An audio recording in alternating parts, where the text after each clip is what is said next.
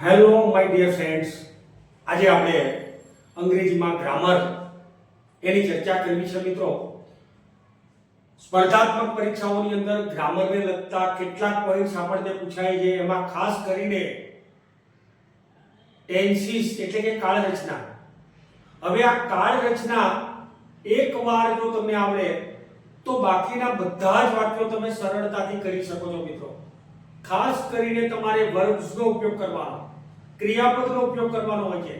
અને એક ક્રિયાપદના ઉપયોગની અંદર આપણે એક યા બીજા સ્વરૂપે ભૂલ કરી દઈએ છીએ, અથવા તો સરખા ક્રિયાપદો આપણને આપેલા હોય જેમાં આપણે ગૂંચવાઈ જઈએ છીએ મિત્રો. હવે આ જે તૈયાર કરવું છે એના માટે ઘણા વિડીયો તમે જોતા હોય, ઘણા પ્રકારની પદ્ધતિઓ પોતપોતાની રીતે દરેક માણસો આપતા હોય, દરેક શિક્ષકો આપતા હોય છે. પણ તમે બારે બાર કાળને એક સાથે રાખીને એને કમ્પેરિઝન કરો, બારે કાળ અને એક સાથે રાખીને તમે કમ્પેરિઝન કરશો ત્યારે તમને નોર્મલ નાનકડા ભેદભાવો જે છે એ ખબર પડી જશે. ઓટોમેટિક તમે ગ્રામરના તમામ વાક્યો સાચા કરી શકશો મિત્રો, અને ફટાફટ અંગ્રેજી બોલતા થઈ જશો. તો મિત્રો, દરેકે દરેક કાળને મારે આજે તમને સાથે રાખીને બતાવવા છે. આ પ્રકારની ટેકનિક કોઈ વિડીયોમાં તમને જોવા નહીં મળે, કોઈ પ્રકારે જોવા નહીં મળે. ક્યારે? કારણ કે તમે અલગ અલગ કાળ શીખો છો, જેની અંદરથી તમે એક કાળની જ્યારે તૈયારી કરો ત્યારે બીજા કાળ વિશેની વસ્તુ તમે ભૂલી જાઓ છો. અહીંયા તમે બારે બાર કાળને એક સાથે રાખીને ચાલો, અને કેવી પરિસ્થિતિમાં કાળ રચનાનો આપણે ઉપયોગ કરીએ છીએ એનું જો તમે નોલેજ મેળવી લેશો મિત્રો, તો ગ્રામર એકદમ તમારા માટે સરળ થઈ જશે. આગામી રેવન્યુ તલાટીની પરીક્ષામાં તમને કેટલાક ગ્રામરને લગતા મુદ્દાઓ પૂછાય તો ખાસ કરીને એવા વિદ્યાર્થીઓને લક્ષ્યમાં રાખીને આજે આ વિડીયોની શરૂઆત કરીએ છીએ મિત્રો. તો આવો વિડીયોને આપણે અંત સુધી જોઈએ. એને ગમે તો લાઈક, શેર અને સબસ્ક્રાઇબ કરો મિત્રો. શરૂઆત કરીએ છીએ ટેન્સીસની.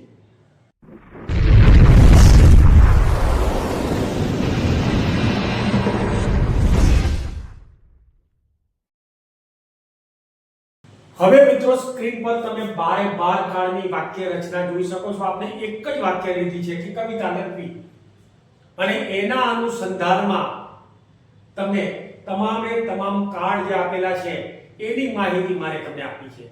કઈ પરિસ્થિતિમાં વપરાય? તો સાદો વર્તમાન કાળ જે છે એ જ્યારે રોજે રોજની ક્રિયા બનતી હોય, જે ક્રિયા રોજે રોજ બનતી હોય, નિયમિત રીતે બનતી હોય, એવી ક્રિયા માટે હંમેશા સાદો વર્તમાન કાળ વપરાય છે. ત્યારબાદ સાદો ભૂતકાળ, જે ક્રિયા ચોક્કસ સમય પહેલા બની ગઈ છે અને બની ગયેલી ક્રિયાનું તમારે વર્ણન કરવું છે તો એના માટે આપણે સાદો ભૂતકાળ લઈશું. જે ક્રિયા હવે પછી બનવાની છે, જે ઘટના બનવાની છે એના માટે ચોક્કસ સમય નથી, એ નિશ્ચિત સમય પછી પણ બને અને કેટલીક અનિશ્ચિત ઘટના પણ બની શકે. તો એ જે ઘટના બનવાની છે એની અગાઉથી આગાહી કરવી હોય તો એના માટે સાદો ભવિષ્યકાળ વપરાય. આ ત્રણ કાળ જે છે એ ત્રણને આપણે એક જૂથમાં મૂકીશું. ત્રણ કાળો સાદા કાળ છે. ત્યારબાદ ચાલુ, જ્યારે વર્તમાનમાં કોઈ ક્રિયા ચાલુ હોય, અત્યારે કોઈ ક્રિયા ચાલુ છે, અત્યારે હું તમારી સામે બોલી રહ્યો છું તો એ ક્રિયા ચાલુ છે, તો એ ચાલુ વર્તમાન કાળ. ભૂતકાળમાં કોઈ ક્રિયા ચાલુ હતી, ગઈકાલે કોઈ ક્રિયા ચાલુ હતી, ગયા અઠવાડિયે કોઈ ક્રિયા ચાલુ હતી, તો ભૂતકાળમાં કોઈ ક્રિયા ચાલુ હતી તો એ ચાલુ ભૂતકાળ. અને ભવિષ્યકાળમાં કોઈ ક્રિયા ચાલુ હશે ત્યારે એના માટે ચાલુ ભવિષ્યકાળ વપરાશે. તો આ ત્રણ જે છે એને આપણે એક પેટર્ન તરીકે રજૂ કરીશું. Pattern number 3, પૂર્ણકાળ. કોઈ ક્રિયા પૂરી થઈ ગઈ છે પણ એની અસર ચાલુ છે, એવી ક્રિયા માટે પૂર્ણ વર્તમાન કાળ. ભૂતકાળમાં કોઈ ક્રિયા પૂરી થઈ હોય અને એની અસર ચાલુ હોય તો પૂર્ણ ભૂતકાળ. અને આવતીકાલે એટલે કે આવનારા સમયમાં કોઈ ક્રિયા પૂરી થવાની હોય તો એના માટે પૂર્ણ ભવિષ્યકાળ. તો અહીંયા પૂર્ણકાળ જે છે એ ત્રણ માટે આપણે અલગ પેટર્નનો ઉપયોગ કરીશું. ત્યારબાદ ચાલુ પૂર્ણ વર્તમાન કાળ. ચાલુ પૂર્ણ વર્તમાન કાળમાં ક્રિયા ચાલુ પણ છે અને ક્રિયા પૂરી પણ થઈ ગઈ છે. એવું જ્યારે વર્તમાનમાં જ્યારે કોઈ વસ્તુ બોલતા હોય તો વર્તમાન કાળમાં બોલતા હોય તો ચાલુ પૂર્ણ ક્રિયા અડધી પૂરી થઈ છે અને અડધી ક્રિયા ચાલુ છે. તો એના માટે આપણે લઈશું ચાલુ પૂર્ણ વર્તમાન કાળ. ભૂતકાળમાં કોઈ ક્રિયા ચાલુ અડધી ચાલુ હોય અને ચોક્કસ ભાગ થોડો ઘણો ભાગ પૂરો થઈ ગયો હોય ભૂતકાળમાં, તો એના માટે ચાલુ પૂર્ણ ભૂતકાળ શું છે આપણે ઉદાહરણ આપેલા છે. એક ઉદાહરણથી આપણે જોઈએ છે. અને ચાલુ પૂર્ણ ભવિષ્યકાળ એટલે કે ભવિષ્યની અંદર કોઈ ક્રિયા ચાલુ હોય અને અંશતઃ પૂરી થઈ ગઈ હોય તો એવી ક્રિયાને આપણે ચાલુ ભવિષ્યકાળ તરીકે ઓળખીએ. જેવી રીતે કે અહીંયા આપણી પાસે છે હું કવિતા લખું છું. હું કવિતા લખું છું, રોજે રોજ કવિતા લખું છું, મને આદત છે. આ તમારી રોજે રોજની ક્રિયા છે અને રોજે રોજની ક્રિયા છે એના માટે તમે સાદો વર્તમાન કાળ વાપરો છો. તો સાદા વર્તમાન કાળમાં આપણે હું કવિતા લખું છું એના માટે જો તમારે રચના કરવી હોય તો I write a poem. પછી always શબ્દ આવે તો I always write a poem. ત્યાં never શબ્દ આવે તો I never write a poem. sometimes આવે તો sometimes I write a poem. અને every day દરરોજ લખું છું તો I write a poem every day. દરરોજ એક કવિતા લખું છું. આવા શબ્દો હોઈ શકે. પણ મિત્રો અહીંયા I ની જગ્યાએ હું ની જગ્યાએ ત્રીજો પુરુષ એકવચન હોય તો રાઈટ ની જગ્યાએ માત્ર તમારે એસ અથવા યસ પ્રત્યય લગાડવાનો છે. એટલે કે ત્યાં રાઈટ શબ્દ કરવાનો છે. આ ફક્ત વર્તમાન કાળ પૂરતું છે. માત્ર અહીંયા જ તમારે ત્રીજા પુરુષ એકવચનને યાદ રાખવાનું અને હી વાળું વાક્ય આપ્યું હોય તો હી રાઇટ્સ એ પોએમ. તે કવિતા લખે છે અને લખે છે માટે રાઈટ ની જગ્યાએ એસ લગાડવાનો. કેટલાક ક્રિયાપદોમાં ચોક્કસ નિયમોને આધારે એસ લાગે. તો મિત્રો હું કવિતા લખું છું I write a poem. હવે હું કવિતા લખતો હતો ભૂતકાળ છે તો ત્યાં ક્રિયાપદનું ભૂતકાળનું રૂપ લઈશું અને એ આપણા માટે હશે wrote a poem. હું ગઈકાલે કવિતા લખતો હતો, ગયા અઠવાડિયે કવિતા લખતો હતો. તો હું કવિતા લખતો હતો સાદો ભૂતકાળ છે I wrote a poem. અને હું કવિતા લખીશ આવતીકાલે લખીશ, આવતા અઠવાડિયે લખીશ, હું રવિવારે લખીશ, રજાના દિવસે લખીશ, તો એ ભવિષ્ય સૂચક શબ્દ છે. માટે આપણે લેવાનું છે I will અથવા તમે shall શબ્દ વાપરો. ચોક્કસ વાક્ય ચોક્કસ લખવાના જ છો તેના માટે તમે shall શબ્દ વાપરી શકો. બાકી I ની સાથે will પણ વાપરી શકો છો. તો I will ક્રિયાપદનું મૂળ રૂપ write a poem. મિત્રો આ ત્રણ કાળ એકદમ ઈઝીલી તમે કરી શકો છો. અહીંયા I write a poem સાદો વર્તમાન કાળ, I wrote a poem સાદો ભૂતકાળ અને I will write a poem તો સાદો ભવિષ્યકાળ. આ ત્રણ જે છે ને એ સગા ભાઈ છે, જોડિયા છે. આ ત્રણે ત્રણ એની સાથે તમારે એક જ પ્રકારની પેટર્ન છે સાદા કાળ. એટલે ક્રિયાપદમાં ફેરફાર, મૂળ રૂપ આવે એસ અથવા યસ લાગે અથવા will અને shall ની સાથે મૂળ રૂપ આવે. તો એ ત્રણે ત્રણ એને આપણે જોડિયા ભાઈ તરીકે ઓળખીશું. હવે આપણે ચાલુ ક્રિયા લેવાની છે, ચાલુ વર્તમાન કાળ લેવાનો છે. મિત્રો હું અત્યારે કવિતા લખી રહ્યો છું, અત્યારે હાલ લખી રહ્યો છું. તો હું કવિતા લખી રહ્યો છું તો એની સાથે I am writing a poem. અહીંયા તમે જુઓ રાઇટિંગ શબ્દ લખ્યો છે. I ની સાથે ટુ બી નું રૂપ લેવાનું છે એમ. હી આપ્યો તો ઈઝ લેતા, દે આપ્યો તો આર લેતા. ઈજ એમ અને આર પૈકી કોઈ પણ એક આવે કર્તાને ધ્યાનમાં લઈને અને એની સાથે આઈએનજી વાળું. I am writing a poem. હું કવિતા લખી રહ્યો છું. આપણે પ્રશ્ન પૂછ્યો કોઈને what are you doing તો તમે એના જવાબમાં લખશો I am writing a poem. હવે મિત્રો ચાલુ ભૂતકાળ. તો ચાલુ ભૂતકાળ એટલે કે ભૂતકાળની અંદર કોઈ ક્રિયા ચાલુ હતી. હું કવિતા લખી રહ્યો હતો. તમે આવ્યા ને ત્યારે હું કવિતા લખી રહ્યો હતો. તો અહીંયા જ્યારે પણ ભૂતકાળની કોઈ ઘટના બનેલી છે એની સાથે કોઈ ક્રિયા ચાલુ હતી તો ત્યાં તમારે લખવાનું છે I was writing a poem. મિત્રો ત્યાં તમારે I was writing a poem. હવે ભવિષ્યમાં તમે કવિતા લખી રહ્યા હતા, લખી રહ્યા હશો. જ્યારે કાલે હું તમારા ઘેર આવીશ ત્યારે તમે કવિતા લખી રહ્યા હશો. લખવાની ક્રિયા ચાલુ હશે તો ત્યાં તમારે લેવાનું છે I shall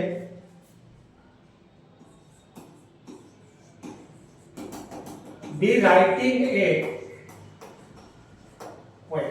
મિત્રો shall be એક to be ના રૂપ તરીકે વાપરેલું છે અને એની સાથે write ને છેડે આપણે લખવાનું છે ing વાળું. તો writing a poem. તો I shall be writing a poem. આ ત્રણે એક જૂથમાં વહેંચીશું. અહીંયા ત્રણેયની સાથે ing વાળા રૂપ છે. જે પણ ચાલુ ક્રિયા છે તો ચાલુ ક્રિયામાં to be પ્લસ ing. હવે to be માં તમારે લેવાનું છે વર્તમાન કાળ હોય તો ઈજેમાર, ભૂતકાળ હોય તો એકવચનમાં વોચ, બહુવચનમાં વેર, ભવિષ્યકાળ હોય તો શેલ અથવા વિલ બી, બંનેની સાથે બી અને પછી ing વાળું. તો આ વસ્તુ તમારી એકદમ ક્લિયર હોવી જોઈએ મિત્રો. અને એકદમ રેડી તમે લખી શકો કે હું કવિતા લખતો હોઈશ, હું કવિતા લખી રહ્યો હતો અને હું કવિતા લખી રહ્યો છું. આ ત્રણ એનો ભેદ જો તમને ખબર પડી ગયો તો મિત્રો આ રૂપ જે છે એ તમે આરામથી સરળ રીતે મૂકી શકશો. હવે આપણે લેવાનું છે મેં કવિતા લખી દીધી, હમણાં જ લખવાની પૂરી કરી, પેન હજુ પકડી રાખી છે, લખી દીધી કવિતા, અસર ચાલુ છે. તો ત્યાં તમે કોઈ પણ કાર્ય પૂરું કરો અને એની અસર ચાલુ હોય તો પૂર્ણ વર્તમાન કાળ છે. તો ત્યાં તમારે લખવાનું છે I have written a poem. મિત્રો અહીંયા યાદ રાખો કે I have written a poem, પણ અહીંયા I ની જગ્યાએ he આપ્યું હોય તો ત્યાં તમારે ત્રીજા પુરુષ એકવચન સાથે has લેવાનું છે. He has written a poem. અહીંયા ભૂતકૃદંતનું રૂપ લેવાનું. ક્રિયાપદનું ભૂતકૃદંત I have written a poem. મેં હમણાં જ કવિતા લખી દીધી. ભૂતકાળમાં મેં કવિતા પૂરી કરી. ગઈકાલે કવિતા પૂરી કરી. તો ગઈકાલે કવિતા પૂરી કરી હતી, એની અસર ચાલુ હતી, તો ત્યાં તમારે લખવાનું છે I had written a poem. મિત્રો અહીંયા તમારે have ની જગ્યાએ had વાપરવાનું છે. કોઈ પણ કર્તા સાથે had વપરાય અને ભવિષ્યકાળમાં પૂરી કરી દીધી હશે, જેની અસર ચાલુ હશે, પેન પકડેલી હશે, પણ કવિતા પૂરી થઈ ગઈ હશે એટલે કે એની અસર ભવિષ્યમાં ચાલુ હશે, તો ત્યાં તમારે લખવાનું છે I will have written a poem. તો અહીંયા મિત્રો I will ની સાથે have અને ત્યારબાદ ભૂતકૃદંત લેવાનું છે. ટૂંકમાં આ ત્રણેય ભાઈબંધો એવા છે કે જેની સાથે have ને સંબંધ છે અને have ની સાથે હંમેશા ભૂતકૃદંત વાપરવાનું છે મિત્રો. જેમ કે to be ની સાથે ing વાપરવાનું હતું, તો અહીંયા to have ની સાથે એટલે કે have ના કોઈ પણ રૂપ આપેલા હોય, have, had કે will have, તો એની સાથે ભૂતકૃદંત બેસે. અહીંયા ing બેસે, અહીંયા ભૂતકૃદંત બેસે છે. ત્યારબાદ હું સવારથી કવિતા લખી રહ્યો છું. મિત્રો કવિતા અંશતઃ લખાય છે અને અંશતઃ બાકી છે, અધૂરી છે, હજુ ચાલુ છે પ્રક્રિયા. તો જ્યારે પણ તમને કોઈ સમયનું બિંદુ આપેલું હોય તો સમયના બિંદુ એના માટે ત્યાં તમારે for શબ્દ વાપરવાનો છે અને સમયનો ગાળો આપેલો હોય ત્યાં તમારે since વાપરવાનો છે. તો અહીંયા for અને since નો ઉપયોગ કર્યા પછી તમારે આ વાક્યનો ઉપયોગ કરવાનો છે. એટલે કે હું ક્યારનો લખી રહ્યો છું, હજુ લખવાનું પૂરું નથી કર્યું, પ્રોસેસ ચાલુ છે, પૂરું નથી કર્યું. એટલે અંશતઃ પૂરું થયું હોય, અંશતઃ બાકી હોય, એવી જો વર્તમાનની પરિસ્થિતિ હોય તો ચાલુ પૂર્ણ વર્તમાન કાળમાં એની સાથે મિત્રો આપણે શું વાપરવાનું છે, તો I have been writing a poem.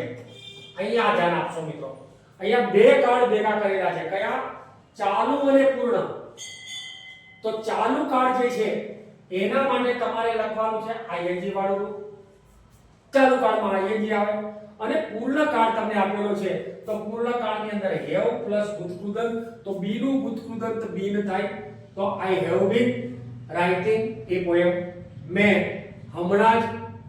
મેં સવારથી કવિતા લખવાનું શરૂ કર્યું છે અને સિન્સ મોર્નિંગ, અહીંયા તમારે એક શબ્દ વાપરવાનો છે, સિન્સ મોર્નિંગ.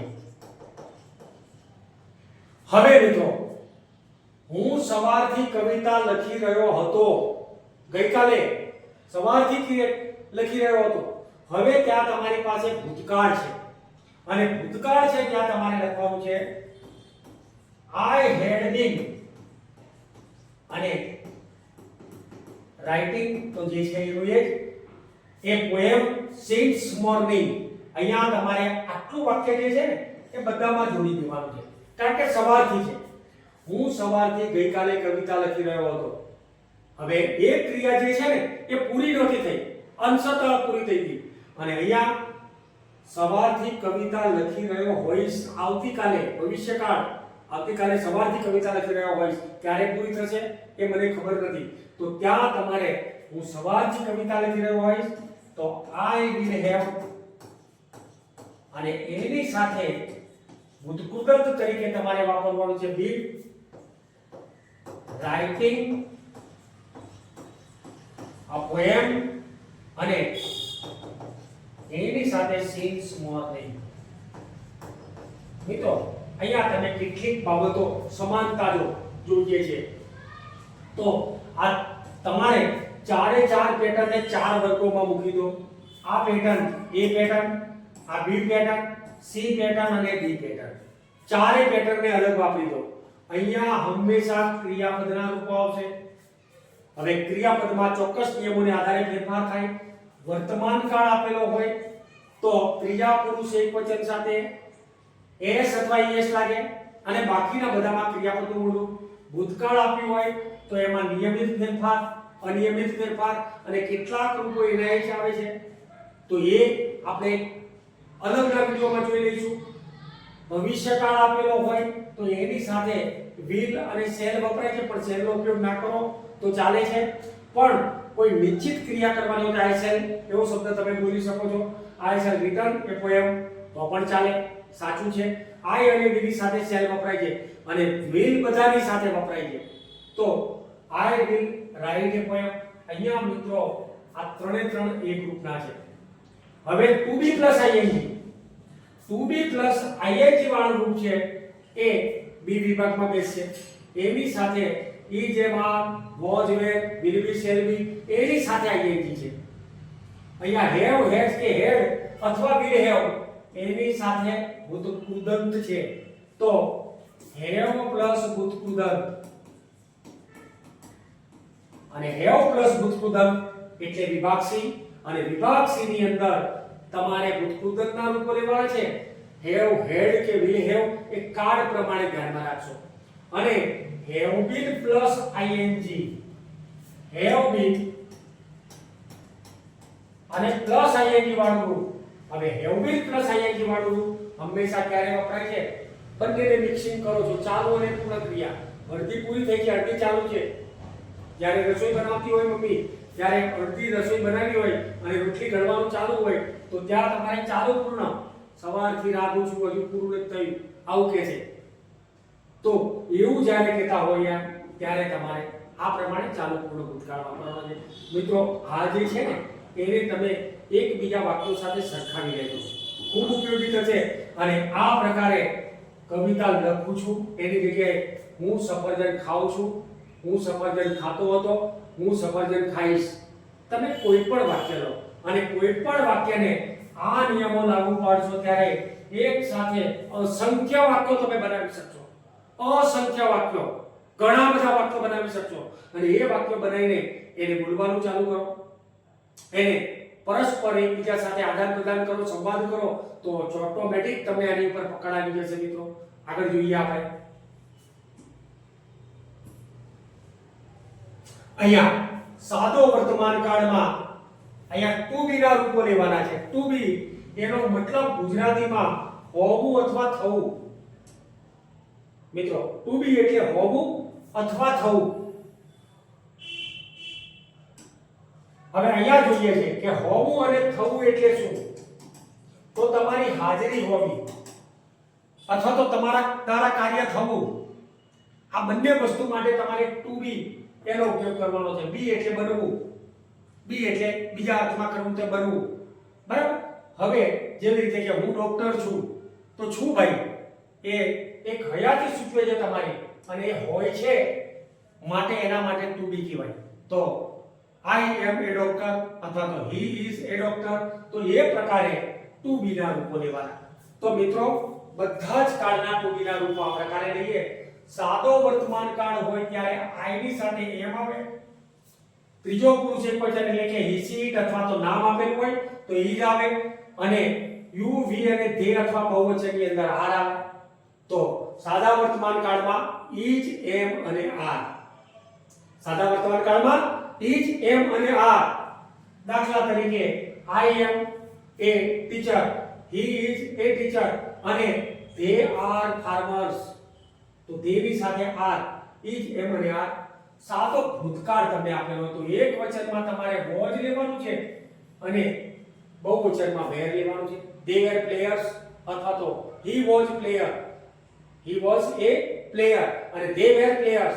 તો ત્યાં તમારે એક વચનમાં was વાપરવાનું, બહુવચનમાં were. છે સરળ એકદમ. તો અહીંયા ટુ બી ના રૂપ તરીકે જ્યારે કોઈ પણ ક્રિયાપદ નથી અને ક્રિયાપદ નથી ને કૌંસમાં ટુ બી આપેલું છે, તો એની સાથે તમારે આવા રૂપનો ઉપયોગ કરવાનો છે. સાદો ભવિષ્યકાળ, તો એની સાથે will be અને shall be. મિત્રો આ ત્રણે ત્રણ એક જ પેટર્ન વાળા આવી ગયા. હવેના જે છે બધા being વાળા છે, તો ત્રણે ત્રણ being વાળા. તો ત્યાં તમારે ઈ જે માર તો ખરા જ, was were તો ખરા જ, will shall તો ખરા જ, પણ એની સાથે being લેવાનું. જેવી રીતે કે ચાલુ વર્તમાન કાળ is being, are being કે am being, ચાલુ ભૂતકાળ was કે were being, અને ચાલુ ભવિષ્યકાળ તો will અથવા shall ની સાથે being લેવાના છે. પૂર્ણ વર્તમાન કાળ જ્યાં પણ તમને આપ્યા છે એ પૂર્ણ વર્તમાન કાળમાં have અથવા ત્રીજો પુરુષ એકવચન હોય તો has, એની સાથે being. તો આ ત્રણે ત્રણ પેટર્નમાં તમારી being વપરાશે. એટલે કે ભૂતકૃત જ્યારે આપેલું હોય, સોરી, પૂર્ણ કાળ જ્યારે તમને આપેલા હોય, પૂર્ણ વર્તમાન કાળ, પૂર્ણ ભૂતકાળ અને પૂર્ણ ભવિષ્યકાળ, તો ત્યાં તમારે being શબ્દનો ઉપયોગ કરવાનો છે. અને ચાલુ પૂર્ણ વર્તમાન કાળ હોય તો have અને has એની સાથે being, had ની સાથે being અને will shall have એની સાથે પણ being. તો અહીંયા હવે મિત્રો મુખ્ય સમસ્યા તમારી પાસે જો હોય ને તો એક જ વાત કે સર આ બધું અમે ચલાવી દીધું છે, આ બધું તો શીખી લીધું કે કયા રૂપો વપરાય ને શું વપરાય, પણ અમારે કાળ ઓળખવો કેવી રીતે કાળને ઓળખીએ, શું કરીએ તો કાળને ઓળખી શકાય? તો મિત્રો કાળને ઓળખવા માટેના ચોક્કસ નિયમો છે. એક તો સનાતન સત્ય જે છે, કહેવત અને મહાવરા છે, એ તો સાદા વર્તમાન કાળમાં જ હોય. ગાંધીજીએ કોઈ વાક્ય, કોઈ કોટ વાક્ય મૂકેલું હોય અને એ વાક્યને તમે આજે પણ બોલો ને તો એ વર્તમાન કાળમાં જ લખાય. ટ્રુથ ઇઝ ગોડ, તો એ વર્તમાન કાળમાં જ લખાય, એમાં એ જ આવે. ટ્રુથ વોઝ ગોડ, ભૂતકાળમાં સત્ય હતું તો એ ના ચાલે. The earth moves around the sun, પૃથ્વી સૂર્યની આસપાસ ફરે છે, તો એ સનાતન સત્ય છે, એ તો વર્તમાન કાળમાં જ હોય મિત્રો, એનું ક્યારેય ભૂતકાળ ના હોઈ શકે. પણ આના સિવાય જ્યારે પણ તમને પૂછવાનું થાય કે મારે વાક્ય ઓળખવું છે, તો એને ઓળખવા માટે સાદો વર્તમાન કાળ ઓળખવો હોય તો મિત્રો ઓલવેઝ આપેલું હશે, ત્યારબાદ સમટાઇમ્સ આપેલું હશે, daily, regularly, never, often, every અને ગ્રેજ્યુઅલી. આવા શબ્દો જ્યારે તમને આપેલા હોય તો સમજવાનું કે સાદા વર્તમાન કાળને લગતી ઘટના છે. ઓલવેઝ એટલે હંમેશા, સમટાઇમ્સ એટલે ક્યારેક, ડેઈલી એટલે દરરોજ, રેગ્યુલરલી એટલે નિયમિત રીતે, નેવર એટલે ક્યારેય નહીં, ઓફન એટલે ક્યારેક કેટલી વાર, એવરી એટલે દરરોજ અને ગ્રેજ્યુઅલી એટલે ક્રમશઃ. આવા શબ્દો તમારી પાસે પડ્યા હોય ને ત્યારે સાદો વર્તમાન કાળ હોય. ભૂતકાળની ઘટના લેવી હોય તો યસ્ટરડે આવે, that day, that evening, that morning વગેરે વગેરે, લાસ્ટ ઇવનિંગ, લાસ્ટ પીરિયડ વગેરે વગેરે, લોંગ એગો અથવા એટલું એગો, અથવા ભૂતકાળને સૂચક કોઈ શબ્દ, ઈસવીસન પૂર્વે અથવા તો ઈસવીસન એનો ડોમિનિક, તો ત્યાં તમારે કોઈ ભૂતકાળને લગતો ટાઈમ આપેલો હોય તો એ ભૂતકાળ છે.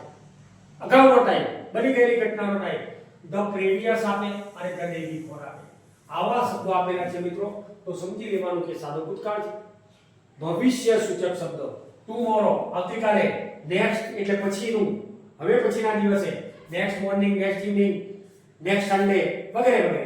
ઇફ અને અનલેસ આનો મતલબ થાય છે જો તો, અને જો નહીં તો આ એક સંયોજક તરીકે પણ વપરાય છે. જો તમે મહેનત કરશો વર્તમાનમાં તો તમે પાસ થશો ભવિષ્યમાં, તો એ ભવિષ્યકાળ માટે છે. અને જો તમે મહેનત નહીં કરો તો તમે નાપાસ થશો. તો જો તોનો શબ્દ જ્યારે આવે ત્યારે if અને unless નો ઉપયોગ કરીએ છીએ આપણે. એ સંયોજકોના વિડિયોમાં તમારે જોઈ લેવાનું છે મિત્રો. અને કેટલાક ભવિષ્યને લગતા, મારી જન્મ તારીખ 14મી એપ્રિલના રોજ હોય તો એના માટે 14મી એપ્રિલ હવે આવવાની હોય તો એના માટે ભવિષ્ય સૂચક શબ્દ છે 1926. તો અહીંયા આ પ્રકારે લઈશું. હવે આપણે લઈએ છીએ ચાલુ વર્તમાનકાળ. ચાલુ વર્તમાનકાળ એટલે અત્યારે બને છે ને એ ઘટના માટે તો નામ વપરાય, પણ કેટલીક ઘટનાઓ એવી છે જેના માટે આજ્ઞાર્થ વપરાય છે. આ બધા જે છે આજ્ઞાર્થ. કયા કયા આજ્ઞાર્થ છે? તો જુઓ, અહીંયા છોકરાઓ રમી રહ્યા છે. હિયર એટલે સાંભળો. આ સ્પેલિંગ ખોટો છે મિત્રો. હિયર માટે H E A R. Here સાંભળો. તો સાંભળો, કોઈ વાતો કરી રહ્યા છે, ક્રિયા ચાલુ છે. એ જ રીતે લિસન એટલે પણ સાંભળો, વોચ એટલે જુઓ, સી એટલે પણ જુઓ, રન એટલે દોડો આગ લાગી, તો એ ચાલુ ક્રિયા છે. થોભી જાવ બહાર આવે છે તો સ્ટોપ એટલે થોભો. આ બધા આજ્ઞાર્થ વાક્યો છે. અને એવા આજ્ઞાર્થ શબ્દો આપેલા હોય અથવા તો નામ આપેલું હોય તો એ ચાલુ કાળ હોય. ત્યારબાદ ચાલુ ભૂતકાળ. when, while, after, before, as soon as. મિત્રો જ્યારે when I was crossing the road, જ્યારે હું રોડ ઓળંગતો હતો, I saw an accident, ત્યારે મેં એક અકસ્માત જોયો. તો અહીંયા આપણે when શબ્દનો ઉપયોગ કર્યો છે.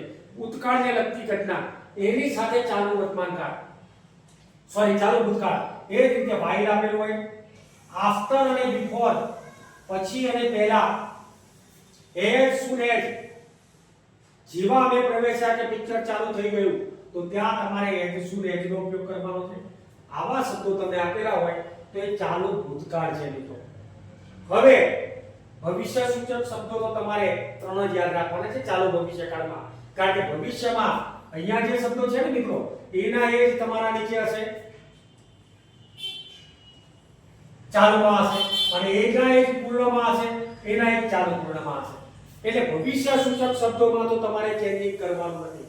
પણ હવે પૂર્ણ વર્તમાન કાળ તો એવર નેવર ના વિરોધી તરીકે પણ લેવાય છે.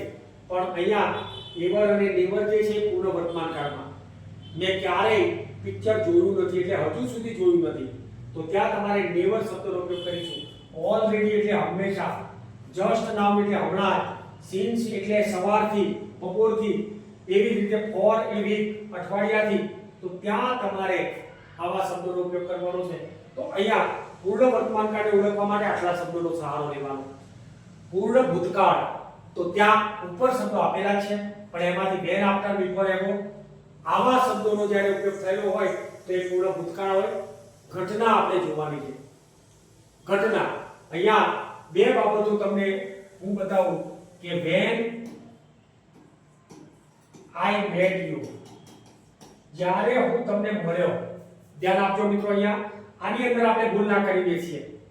જ્યારે હું તમને મળ્યો ત્યારે તમે, એટલે કે when I met you, you were eating, ત્યારે તમે જમી રહ્યા હતા.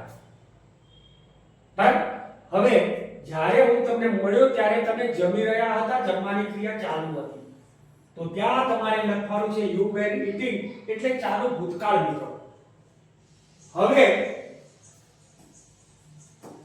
when I reached your home, જ્યારે હું તમારા ઘરે પહોંચ્યો, જ્યારે હું તમારા ઘરે પહોંચ્યો, you had left, ત્યારે તમે ઘરથી નીકળી ચૂક્યા હતા. એ નીકળવાની ક્રિયા પૂરી થઈ ગઈ, તમે બહાર જતા રહ્યા હતા, તો ત્યાં you had left. અહીંયા મિત્રો બે તફાવત સમજવાના છે તમારે. આ પણ ભૂતકાળ સૂચક જ શબ્દ છે. જ્યારે હું તમને મળ્યો ને ત્યારે તમે જમતા હતા, ત્યારે તમે સૂતા હતા, ત્યારે તમે વાંચતા હતા, તો ક્રિયા ચાલુ હતી. જે ક્રિયા ચાલુ છે એના માટે where plus to be plus ing.